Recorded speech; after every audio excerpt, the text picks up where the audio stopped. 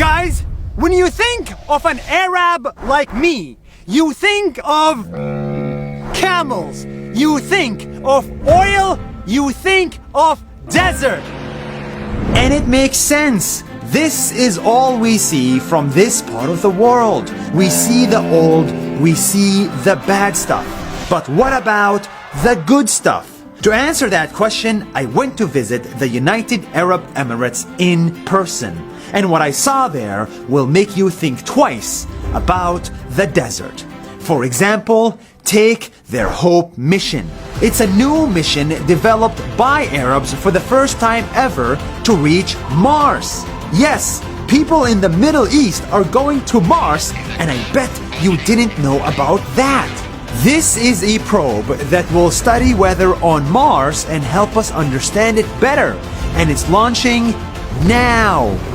Next week, Hope mission is going to lift off despite COVID-19. And when it succeeds, it will be history in the making because it will change the way we look at people from the desert. 400 people from around the world built this spacecraft, and 200 of them are Arabs. And 34% of them are women. And they were hired not because they were women, but because they earned it. This hope will not only reach Mars, it will reach the hearts of kids. Kids in this part of the world need the inspiration. They need to look at scientists who are building cool stuff to send to faraway lands. The point of this is not to reach space, but to inspire Arab youth and to send a message of hope to all Arabs.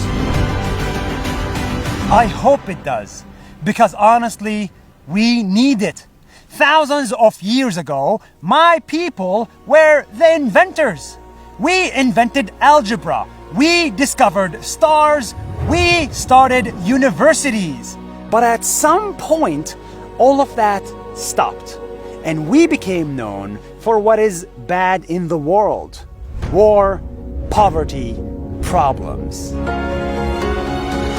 That's why everyone should know about Hope Mission. It's the story of how Bedouins went from the desert to orbit Mars in less than 48 years. It's turning the impossible to possible.